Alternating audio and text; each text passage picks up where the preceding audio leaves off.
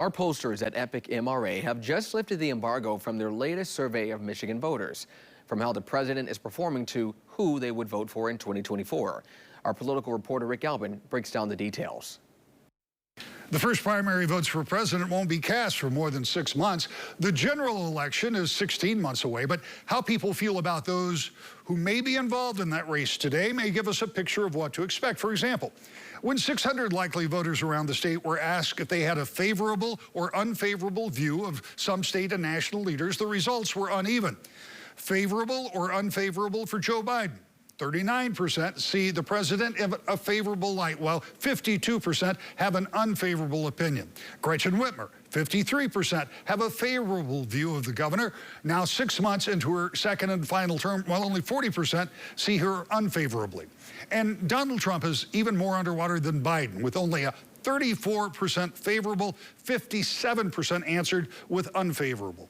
Those numbers give us a sense of how people feel about the individual, but what about the job they're doing? So the question is, overall, how would you rate the job that Joe Biden has done as president? Would you give him a positive rating of excellent or good, or a negative rating of just fair or poor? Only 29% say the president is doing a good job. 69% don't like the job he's doing.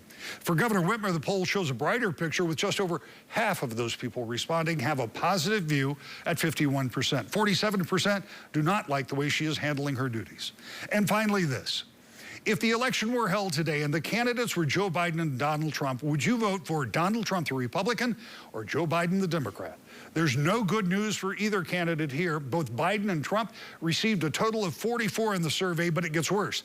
If you take away the people who said they were only leaning for one of the candidates, it drops to 38% for Trump and 41% for Biden, putting both men barely above or below 40%. And that's a tough place to start a run for president for two men who have already been there and are well known.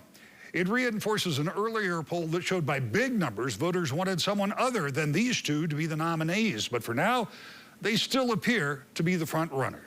A poll is a snapshot of a moment in time. This particular moment was June 8th through June 14th, and our survey has a margin of error of plus or minus 4%.